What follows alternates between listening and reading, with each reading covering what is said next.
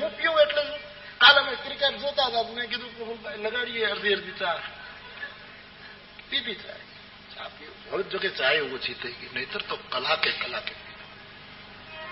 કડક મીઠી લાકડા જેવી ચા, રોયલ મારે બધી ચાના નામ હતા, રોયલ, જમાદાર, બાદશાહી, આવી બધી ઘણા નામ હતા. ચા પેલા પીતો, હજી પીવું છું પણ હવે સાવ ઓછી. પણ છતાં હું કોઈને કહેતો નથી કે ન પીવું. ચા તો ચા કહેવાય ભાઈ, જીવતી જાગતી દેવી કહેવાય, આપણને મૂર્છામાંથી મુક્ત કરી દે. આપણા કથાકારો કહેતા ને કે લક્ષ્મણજી મૂર્છિત થયા પછી હનુમાનજી મહારાજ સંજીવની લેવા ગયા અને સંજીવનીના જે મૂળિયા પાંદડા લાવ્યા. પછી લક્ષ્મણજી જે મૂર્છામાં હતા એને આમ નીચોવીને લક્ષ્મણજીના મોઢામાં ટીપા નાખ્યા ભગવાને, અને પછી જે નીચોવાઈ ગયેલા જે કૂચા હતા, પાંદડા ડૂચા કૂચા હતા, એ આમ ડૂચા કૂચા ભગવાને ફેંકી દીધા. એટલે ફેંકી દીધા એટલે એ ડૂચા કૂચા રોવા માંડ્યા કે તમે રામ થઈને અમને ફેંકી દો, દુનિયા ફેંકી દઈ, તમે ઈશ્વર થઈને અમને ફેંકી દો. એટલે રોતા હતા. એટલે ભગવાન હનુમાનજીને પૂછ્યું કોણ રૂવે છે? કે ઓલા ડૂચા કૂચા. એમાં ચા આવે ને, ડૂચા અને કૂચા. એટલે ભગવાને કીધું જાઓ, મારો હાથ અડ્યો છે એટલે તમારામાંથી ડૂ નીકળી જશે અને કુ નીકળી જશે, તમે કળિયુગમાં ચા થશો અને તમે આખી દુનિયાની મૂર્છા ઉડાડશો. પણ હું ફરી એક વખત ગંભીરતાથી કહું, આ હું તમને ચા પીવા માટે પ્રેરિત નથી કરતો. તમે ન પીતા હો તો ન પીશો, મહેરબાની કરી. જેને હા કોઈ રવાડે ચડાવવાની વાત નથી, પણ તમે ઘરે જઈને કે બાપુએ ચાની જમાવટ કરી બનાવો, એમ નહીં બાપ, એ પણ વ્યસન છે. પણ હવે જે હું પીવું છું એ હું તમને ના ન પાડી શકું. તમે ન પીતા હો તો બહુ સારું.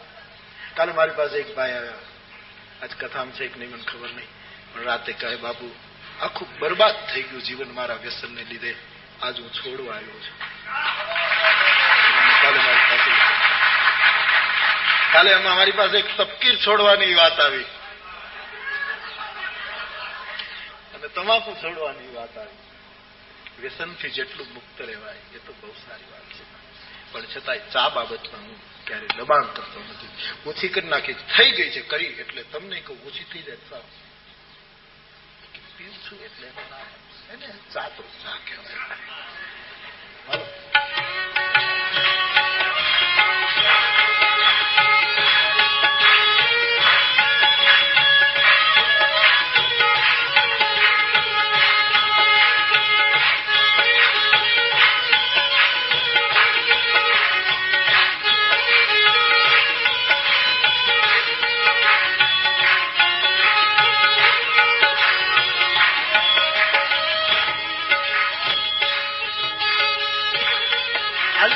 કરાવવા માટે હા ને ગંભીરતાથી ન લે.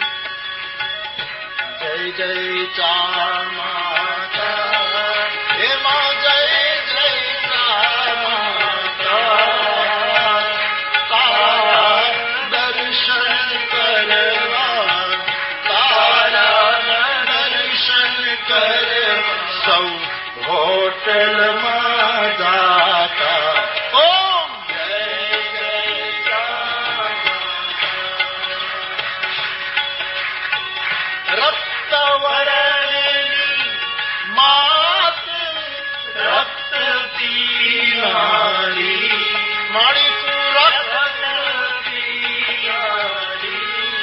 રક્તવર્ણ એનો લાલ રંગ અને રક્ત પી જાય આપણું.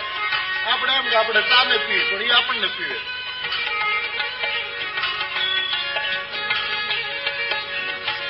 રક્તવર્ણ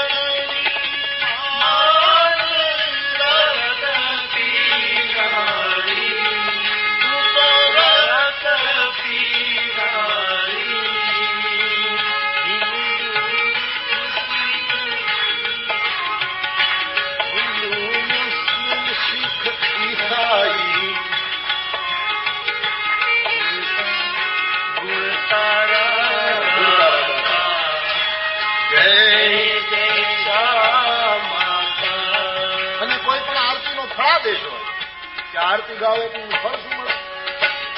ચા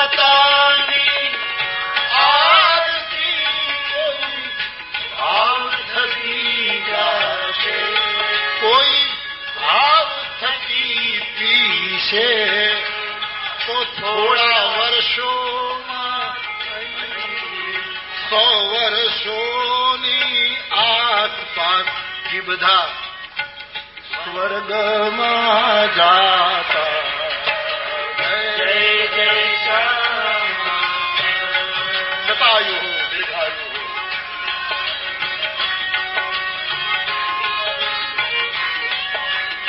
નમો દેવ્યે મહાદેવ્યે.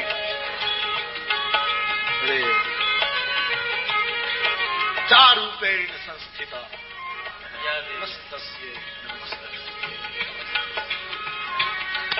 ઘણા તમે જોજો ચા પીવે ને અમારા ગામડામાં પેલા તો પિત્તળની રકેબીઓ હતી ને, હવે આ કાચ ને આ બધા. પેલા તો પિત્તળ ચા ઠરી જાય પણ ઈ ન ઠરે, અંદરથી ચા ઠંડી થઈ જાય પણ ઓલી પિત્તળની રકેબી ન ઠરે, એવી ને એવી ગરમ. પછી મેં આ જોયું છે, ચા હાથમાં લઈ દેવતાઓને ચડાવે ચા, જેમ અફીણના કહુંબા જેમ ચડાવે ને. દીકરો પીવે બાપને ચડે, પત્ની પીવે પતિને ચડે, મચ્છર પીવે તો માખીને ચડી જાય, ગધેડું પીવે તો હાથીને ચડી જાય. આવું કહુંબા ખરલી ખોખરી પડેલી કસુંબલ એમ ચામાં છાટા નાખતા મેં જોયા છે. પિત્તળની રકેબી બહુ આનંદ આવતો. હવે તો બધું ફરી ગયું કામકાજ. બહુ બહુ ચાલો. એ પિત્તળની રકેબી પાછી વચ્ચે એક નાનકડી એવી જગ્યા હોય, રૂપિયો રહી એવડી. હા, એ ઘણા તો એમાં નહીં તો ડાયો માણસ હોય ને એ પીવે ખરો, પણ એટલી ચાપ પડી રહેવા દે. પણ ઘણા તો એમાંથી ઉપાડી જાય. આમાં કલીને લઈ જાય, કલી કરેલી હોય કલાઈ નહીં ઉપાડી જાય. આવા એટલામાં રહેવા દેવી જોઈએ ડાપણ. શરીર આદે સર્વસ્ત ચાહમ હૃદય સન્નિવિષ્ટો મત નમપોહન. વિનોદમાં લોકો બાપ ન પીતા હો તો ન પીશો, દાંત કળશે. અને મારો અનુભવ ઉપરથી કહું, ચા પીને તરત જ પાણી ન પીવું. તરત જ પીવાની જે પાણી પીવું, કારણ કે ગરમ વસ્તુને પોળી કરે, ઠંડી વસ્તુને ભેગી કરે. ટીપ વાળું મકાન હોય, ખાલી ટીપડા જે ઘરમાં ભેર્યા હોય ને ત્યાં મહેમાનને ન હુવડાવવો, કારણ કે એને બીક જ લાગે કાંઈ ભૂત થયા. કારણ કે દિવસે ટીપડા ફૂલે ને રાતે ઠંડે, પછી એકાબીજા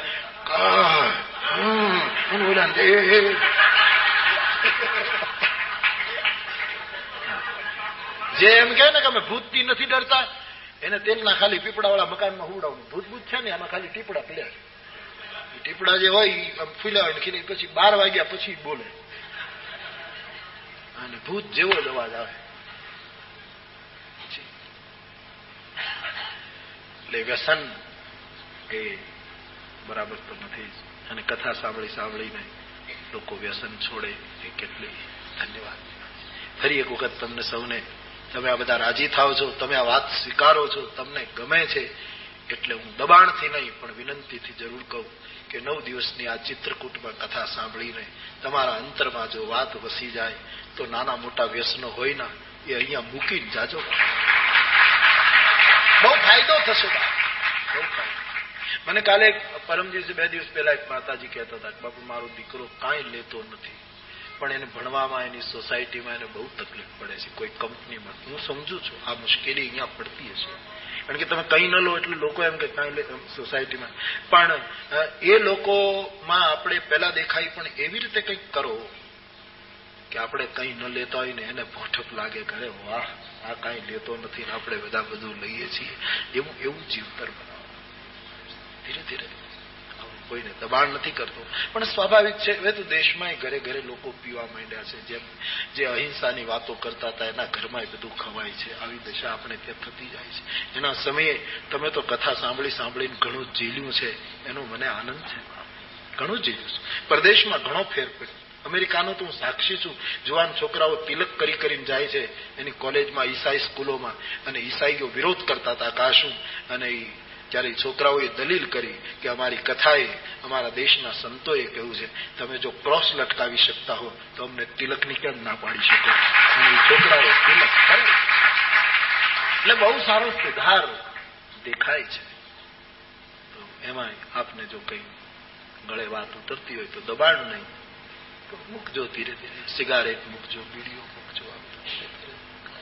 બહેનો પણ પીવે છે સિગારેટ. બહેનો જો કે અહીંયા તો કોઈ નથી, બહેનો પીવે છે. આપણા દેશમાં તો બહેનો કોણ પીતી સિગારેટ બધાને ખબર હશે. હા, હું નથી કહેતો. આપણે ત્યાં બાપ અને પાછા લોકો કેવા. એક જણા બીડી બહુ પીતો હતો ને, તો પછી એને શું કે બીડી બહુ પીવે એને ડોક્ટરની ભાષામાં શું કહે? નિકોટિન ઓલું થઈ જાય ને, બરાબર છે ને શબ્દ? મેં ક્યાંક વાંચ્યું છે. એટલે ફેફસામાં એ બધું પેલું થઈ જાય એમ. એટલે પછી હા, પછી ડોક્ટરની પાસે ગયા. એટલે કે આ બધું આ હવે આમ અસ્થમા નામે કઈ મેળ ખાતો નથી. તો કે તમે બીડી પીવો છો? કા કેટલી રોજ પીવો છો? કે 15 પીવું છું. ડોક્ટર બહુ સમજદાર, એને ખબર કે આ કઈ એકદમ તો છોડી નહીં શકે. એટલે એને કીધું કે તમે ઓછું કરી નાખો તો ફેર પડશે. આમાં દવા કરતા વધારે ફાયદો તમે આ સિગારેટ ઓછી કરી નાખો તો થશે, પછી દવા અસર કરશે. તમે એમ કરો, તમે 15 બીડી પીવો છો, તમને ના નથી પાડતો સિગારેટ, ડોક્ટરે કીધું, પણ તમે એક કામ કરો, જમીને 1 સિગારેટ પીવો. સવારમાં નાસ્તો કરે, બપોરે જમે, રાતે વાળું કરે. પેલા બહુ સમજદારી કીધું, તમે છોડી નહીં દો, પણ જમીન પછી સિગારેટ પીવો. 15 દિવસ પછી આવ્યો, પણ શરીર થઈ ગયું આવું 15 દિવસમાં. એટલે ડોક્ટરે કીધું પણ તમને શું થયું? કે આ તમે જે બતાવ્યું એનું પરિણામ છે. કેમ? કે તમે જમીન સિગારેટ પીડી પીવાની કીધી હતી, મારે 15ની ટેવ, એટલે 15 વખત ખાઉં છું. તારું વચન મારે પાળવાનું. અને તમે જમીન કીધું એટલે સવારના 5 વાગ્યાથી ખાવાનું શરૂ કરું, એટલે કુલ 15 વખત ખાઉં છું. એમાં આ જમાવટ થઈ ગઈ. નહીં બાપ, તમારો આત્મા કબૂલ કરતો હોય, મારો કોઈ આગ્રહ નથી, પણ એનાથી જીવનમાં આનંદ આવશે, સાત્વિકતા આવશે, પ્રસન્નતા આવશે, આપણો હરિ રાજી થશે. તો તપ એ છે જ્યાં માણસ શાંત રહી શકે. વાત વાતમાં ગુસ્સો કરવો, વાત વાતમાં ઉપવાસ કરીને પછી ખીજાવ.